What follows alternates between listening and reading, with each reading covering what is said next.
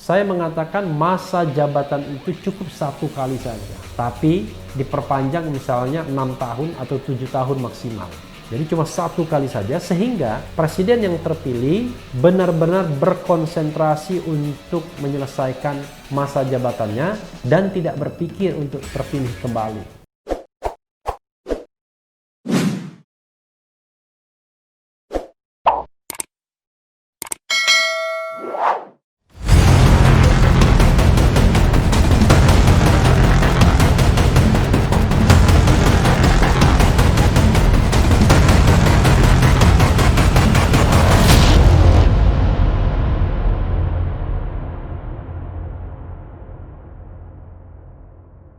Assalamualaikum warahmatullahi wabarakatuh, Sobat RH sekalian. Jumpa lagi kita di channel yang keren ini, Keren Cadas. Saya ingin menguber ya. Sebenarnya beritanya sudah lama ini, tetapi tanggapannya baru ya, yaitu mengenai wacana jabatan presiden 3 periode. Puan diminta urusi DPR. HNW itu domain MPR, karena Puan Maharani pernah mewacanakan ya, mengatakan perlu dikaji presiden 3 periode ya. Nah, ini ada tanggapannya dari HNW ya. HNW itu adalah Hidayat Nur Wahid ya, sekarang wakil ketua MPR. Glora.co, wacana soal masa jabatan presiden kembali mengemuka, di mana sempat diusulkan untuk dikaji ulang menjadi 3 periode oleh Ketua DPR RI Puan Maharani. Namun wacana itu mendapat penolakan keras dari pihak oposisi, terutama dari Partai Keadilan Sejahtera PKS. Seperti anggota MPR Hidayat Nur Wahid yang meminta agar DPR untuk fokus melahirkan undang-undang yang berkualitas daripada mengurusi wacana masa jabatan yang dinilai sebagai domain MPR. Ketua DPR Puan Maharani agar wacana masa jabatan presiden 3 periode dikaji di Komisi 2 DPR. Tapi baiknya DPR fokus hadirkan undang-undang yang benar, berkualitas, dan dihajatkan negara rakyat. Tweet Hidayat Nur Wahid seperti yang dikutip dari akun Twitternya Sabtu 19/12/2020. Pantas bahasanya agak belipetan. Polisi yang kini akrab disapa HNW itu mengatakan, kalau Jokowi telah menolak soal wacana itu hingga kewenangan masa jabatan presiden ada di MPR, bukan di DPR. Soal masa jabatan presiden 3 periode sudah ditolak keras oleh Jokowi dan masa jabatan presiden domain MPR, ungkapnya. Senada dengan politisi PKS lainnya, yaitu Tifatul Sembiring, yang mempertanyakan wacana itu di dalam akun media sosial Twitter miliknya. Jabatan presiden 3 periode, mulain kata Tifal, mulain apa ya, kata Tifatul, mulain ya.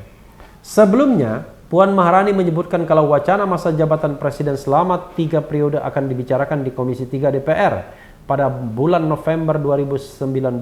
Dia pun memberi sinyal kalau pembicaraan wacana itu jangan sampai mundur.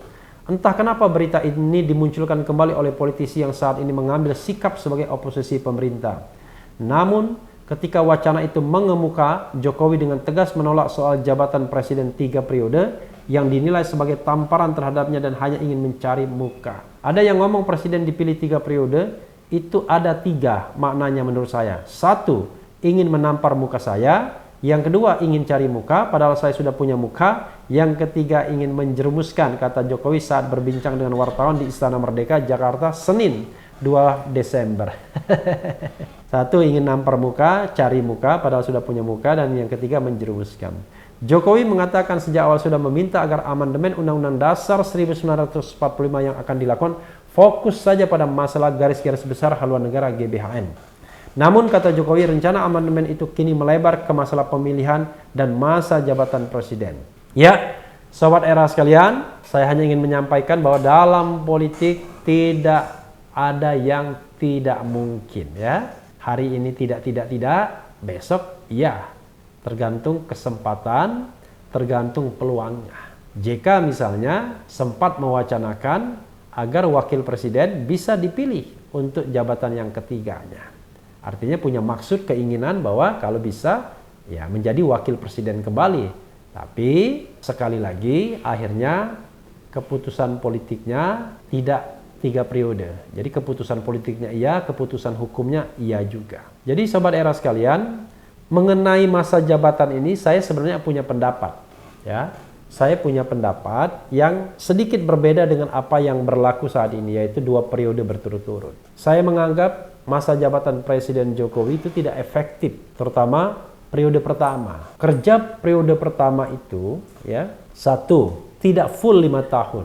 Karena 6 bulan pertama itu adjustment.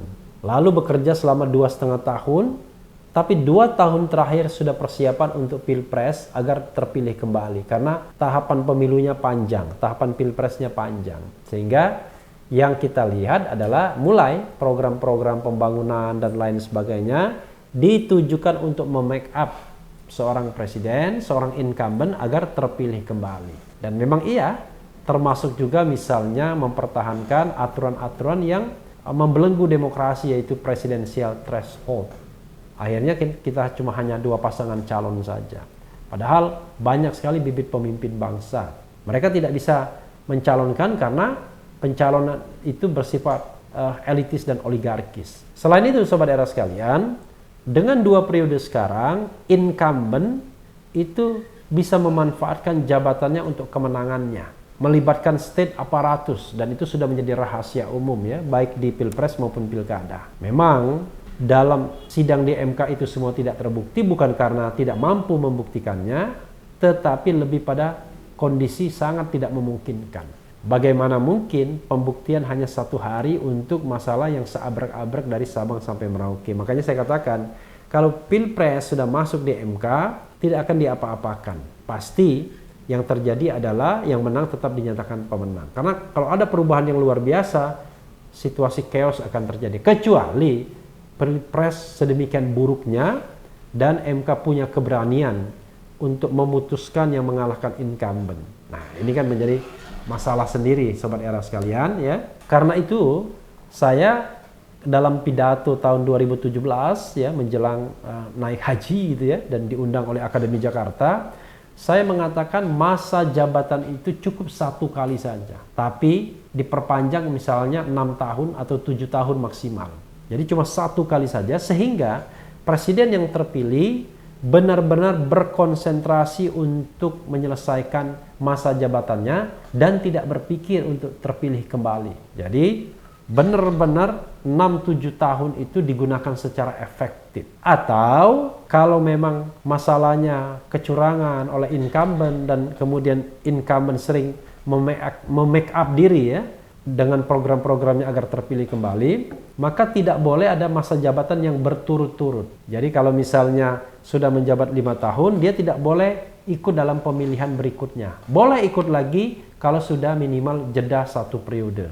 Nah, terserah mau mencapai yang mana. Persoalannya adalah, satu hal yang tidak akan membuat gaduh adalah kalau perubahan tentang masa jabatan itu tidak dikaitkan dengan eksistensi Presiden Jokowi. Maksudnya apa? Maksudnya begini, kalau masa jabatan itu diperpanjang dari 5 tahun ke 6 tahun atau ke 7 tahun, maka Presiden Jokowi tetap menghabiskan masa jabatannya untuk 5 tahun, ya, sampai 2024. Jadi tidak ada yang namanya perpanjangan masa jabatan di tengah jalan sebagaimana diberlakukan kepada para hakim Mahkamah Konstitusi.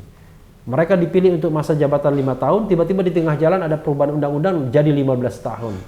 Ini secara teori pembentukan peraturan perundang-undangan nggak benar. Tapi ya sudahlah, sudah disahkan dan konon juga dimintakan judicial review, tapi apakah bisa mereka judicial review undang-undang yang menguntungkan mereka sendiri? Itu satu pertanyaan sesungguhnya. Tapi untuk ini, one thing for sure adalah tidak berlaku untuk Presiden Jokowi. Demikian juga misalnya kalau diberikan kebijakan, diambil kebijakan bahwa Presiden bisa mencalonkan diri lagi setelah selang masa jabatan. Nah, ini pun harus dianggap tidak berlaku untuk Presiden Jokowi. Karena Presiden Jokowi sudah menjabat secara berturut-turut 2 periode. Kalau ini dianggap tidak berlaku untuk mereka yang sudah menjabat 2 periode secara paripurna, maka ini tidak akan menjadi bola liar yang kemudian dianggap bahwa ini untuk melanggengkan kelompok politik yang kebetulan menempatkan Jokowi sebagai presiden. Dan menarik juga ketika seorang Puan Maharani bicara mengenai masa jabatan 3 periode. Karena sederhana, sobat era sekalian, sampai sekarang elektabilitas ya sang ketua DPR belum terlalu tinggi, dan skenario mengatakan bahwa ya kalaupun misalnya Prabowo Subianto elektabilitasnya paling tinggi, maka sang ketua DPR akan mendampingi dalam tanda kutip hanya sebagai wakil presiden. Bahkan di partai PDIP sendiri, Ganjar Pranowo jauh lebih tinggi elektabilitasnya, tapi belum tentu dinominasikan oleh PDIP.